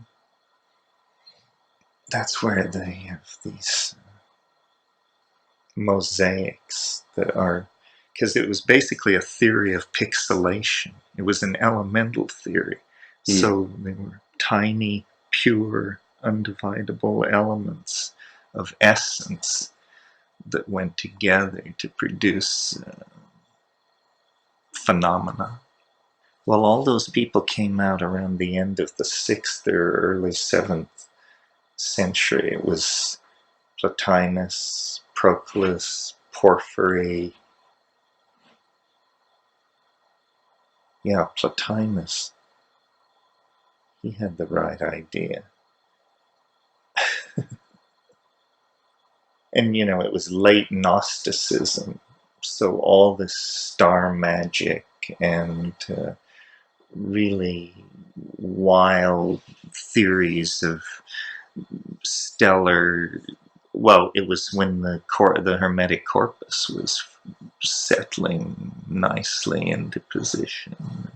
All those doctrines of calling down the voices and all that. But do you think we're in some sense in a structurally resonant position vis-a-vis late antiquity? Let me think about that for a minute. Well, always in some degree, because these fractal things are just endlessly echoing and re-echoing inside the structure of time. But yeah, I mean, what we share with that era is a kind of fundamentally existential confusion about what's going on. So so doubt itself becomes a philosophical position, which in fact all doubt means is I'm shopping, thank you. So you know what I mean? Yeah. But what about that sense of this matrix, this network? This thing you mine for language? Yeah, I sort of see it like that there's something that all the metaphors of alchemy, which are, you know, locating the deposit, extracting, concentrating, alloying, fabricating, apply to this enterprise of language and literature and art. And clearly that's, you know, basically what it's all about. And you have to get in there somehow to this, to the main vein. And once you're there, it's just pure logos. And that's the way I've always gotten at it. I figure that's the way the really smart money gets at it. The Melville, the Joyce, these voices that you find are somehow channeling closer to that from a position closer to that matrix, or whatever. And that's what real channeling is getting close to that kind of, to the fecundity. Yeah. I mean, that's the thing that's so wrong about I didn't really get that totally explicitly, but about like a lot of channeled material, is that I have no doubt that you can set yourself up into a psychic information network wherein you human ego at this point in history are aware or become aware of the presence of another personality and voice, which then you bring through and write down. I'm not saying nothing about ontology, something about perception and psychology. But the thing is that the stuff that gets transmitted, so much of it is so bad and so literalistic and so boring because it's not actually close to that. Because that is so rich with. It's because, as you say, it's too easy. You have no doubt people can do it, and you're right, they can do it. And then what you get is C plus Right. Material. Have you ever seen an image of the letters that were on the golden plates? The Mormon books? Yeah.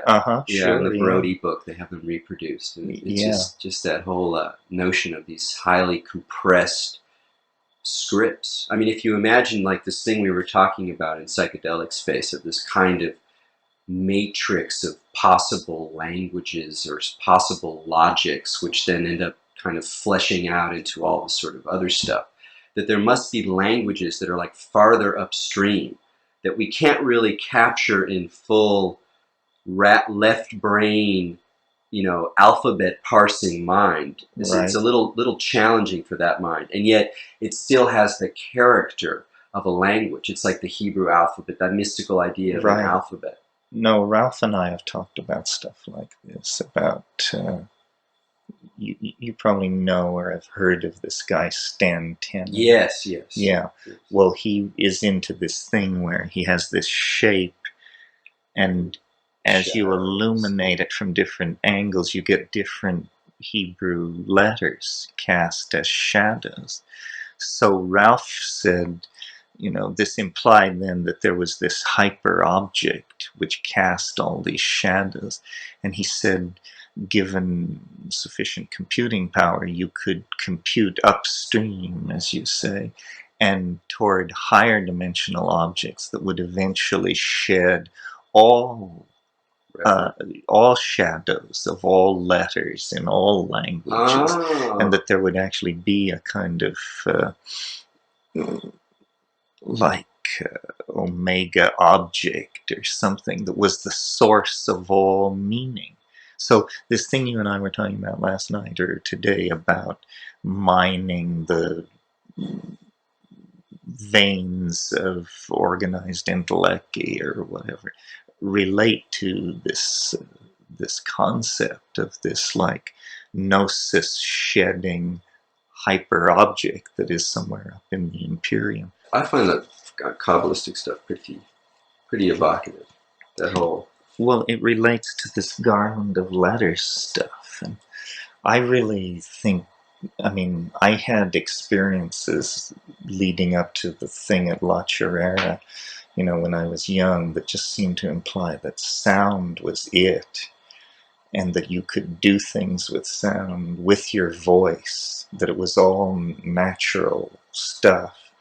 But everything up to probably splitting the atom, if you knew how to do it.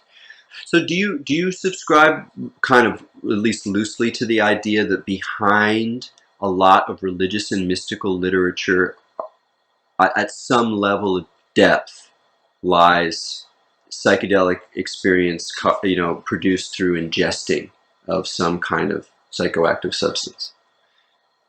Well, I think so, and I think more so since I've had cancer, because I had no idea that such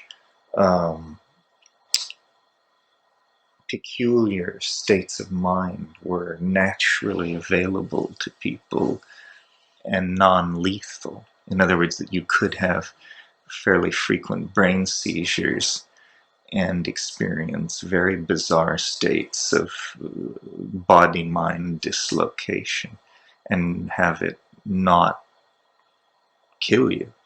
So now I see that the spectrum of human experience is a lot broader than I previously imagined. Because then you imagine all of the chemical conditions under which people have over a million years. Not just drugs, but diet, temperament, genetics. And now this. all these various things. It turns out the mind is far more malleable than it is. It's easier to, well, what am I trying to say? I'm trying to say the mind can adjust to a great deal more than that which simply kills it. And so as people make their way through these states of mind induced by brain architecture, cancer, diet, drugs, genetics, whatever, there's a much broader human database than I realized. Well, other than the seizure itself that you kind of described to me, I mean, and I guess the drugs you're on now in terms of waking up with these completely bizarre things. What are some of the other like really unusual mind states that you found yourself in since this all began? Well, they're hard to describe. Like one kind is, I call it losing categories, where it will become an enormous effort to decide whether there should be one or two of something completely trivial. But this one or two thing indicates to me some kind of lexical break or some kind of peculiar, I mean, it's hard to English, but you see what I mean. Yeah. I love the idea that you woke up with the idea that you had found another number between. Oh, I discovered a whole number between 3 and 5 or something that had previously been overlooked. That was a funny idea. And but mostly it's some very hard to communicate idea about how concepts form these things called lexical objects that are like topologically closed, so they can't really be cross-related. So all understanding becomes a kind of an illusion of some sort. Wow, that's kind of intense. Yeah, it is a weird idea.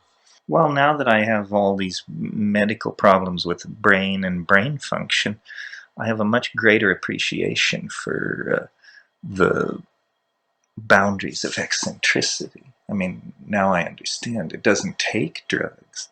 There are a lot of people running around who are crazy as shithouse owls and are achieving it on the natch. And their testimony now has to be weighed as well. So this surprises me. I didn't realize that, um, a malfunctioning brain could leave you functioning enough to report to work and tell your story and presumably write novels and meet deadlines and all these other things, that people do. So, and I don't know how many other people realize this either. Because that's sort of how you feel. Yeah, I mean, I now live in a world defined by pretty much by prescribed drugs, and my doctors are telling me I have to take this stuff to stay alive, basically. So how many people are living in worlds psychologically defined by that way? Quite a lot. But you seem to be largely Terence.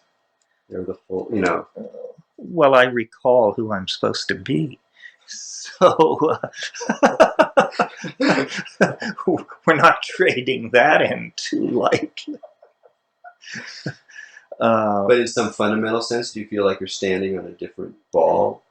I would like to get all these drugs out of my system, the Depakote and the steroids and all that, because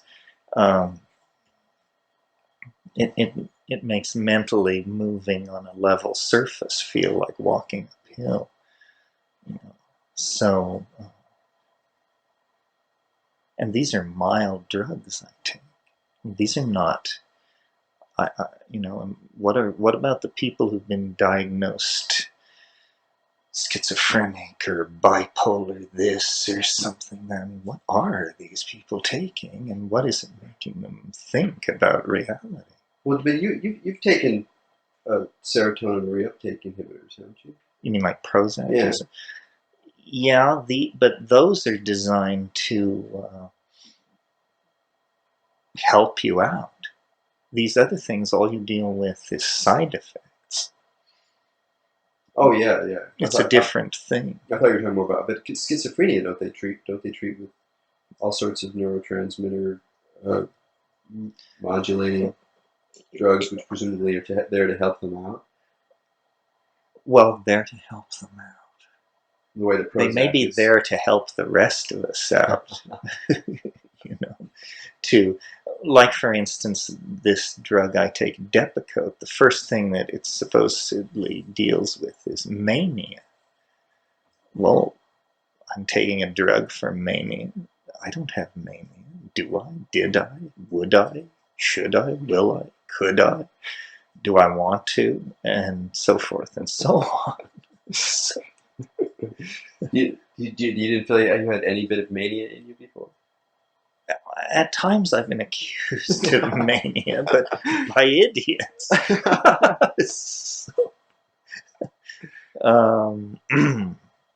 And I guess because of the war on drugs, somewhat concealed in all that is the willingness of the establishment to allow experimentation with drugs, the effect of which on tens of thousands or hundreds of thousands of people would have social consequences that were maybe unintended or unmanaged. Yeah, I'll say. Yeah. Yeah. Like, I've wondered, the statistic you hear, Prozac is the most prescribed drug in the world now, and 1 billion people take Prozac. Is it really? It's something like that. Oh my God. So my question is, when do the rest of us get some of the benefit of this? In other words, when is the guy putting my fruit in my sack going to become a more pleasant person? The guy pumping gas, all these people on Prozac, pretty soon it should begin to feed into the body politic as a sort of feeling of goodwill and temperance. But I haven't actually seen it. But yes, I would like to live for quite a while longer. But it is very interesting, cancer as a metaphor for modern life and how people live, how they think about their politics and diet and money and all of the rest of it. And probably my generation was more exposed to toxin than any other in history, because there was not only all the toxins of the pre-modern world, but then all the plastics, adhesives, and so forth. Well, it's just it seems so basic that cancer is a socially, physically constructed metaphor for all these other processes that are happening on different levels. It's almost like that plane of the real responds with an appropriate kind of metaphor for all these processes of inflation and kind of negentropy burning development. The revenge of matter or something. Yeah.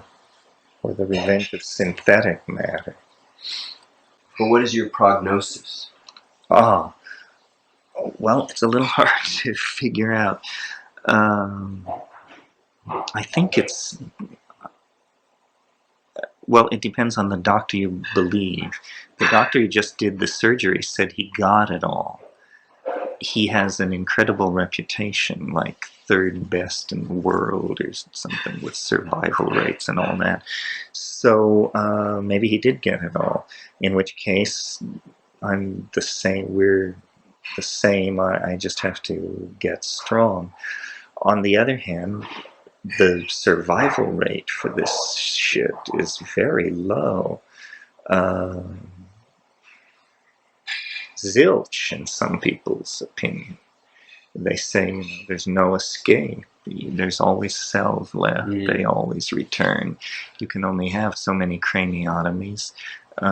So those people say 6 months to a year of life, which is really a drag to take on board. My own intuition is I'm not sure. I can't tell what's going on. It certainly is a weird situation to have fall upon you, especially a person like myself who's never had, I've never been a sick person or concerned with any of this. I had no idea there was so much morbidity around me. Whereas Dante, I had not thought death had undone so many, he says when he looks into the Inferno. It's a sobering thought.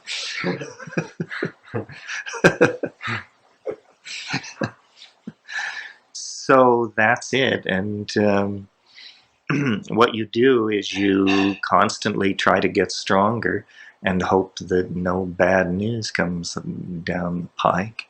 And do you feel more intimate with death? Oh, absolutely. No, you spend every waking minute, well, I don't know every waking minute, but for the past 6 months, let us say, death has been a daily accompaniment of my thoughts. And dying is the more troubling subject. Death is the great who knows. Dying, on the other hand, might be unpleasant, prolonged, has a terrible effect on the people around you, and full of fear and pain. And misapprehension, Misapprehension? Well, people don't know what it is, so they don't know what they're looking at. And they, are they losing you? Are you passing to the great the meaning, culmination, and answer to it all, or are you on extended wing downward into darkness? And it really plays people. How does one live your life in the shadow of such an event? What does it mean to live in the shadow of a different kind of culmination? Or how does one live in a post-human?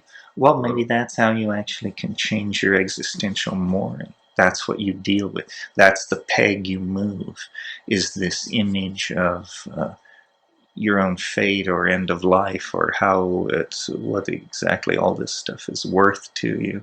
And as you move that around, you see things differently.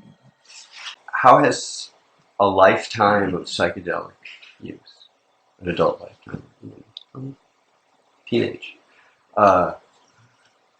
sort of set you up for facing death? Well, I guess it leads you to the idea that things are probably more complicated than you can suppose. Therefore, supposition is not to be trusted.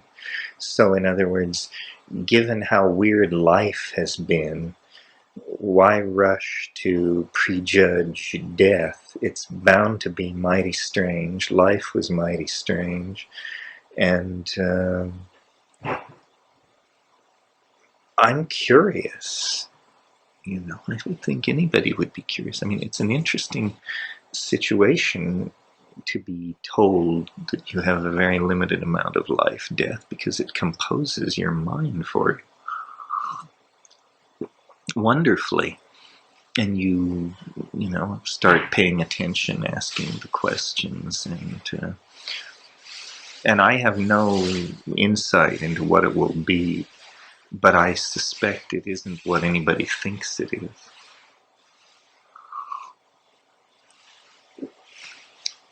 I mean, the argument that the nature has this desire to preserve form is, I think, self-evident on enormous scales of space and time, and very local scales of space and time. So why fight it? It must be that that somehow matter is spiritualizing itself or mathematicizing itself or somehow. Right, becoming virtual forms. So, and what psychedelics show is that the world is full of surprises. I mean, I consider psychedelics a constant and verifiable miracle. The fact that that can happen to your mind. So it means all kinds of things are possible. Nothing is to be assumed or prejudged, given A, biology, B, psychedelics and culture. Probably that's a long enough list, but those two things alone secure the weirdness of being sufficiently.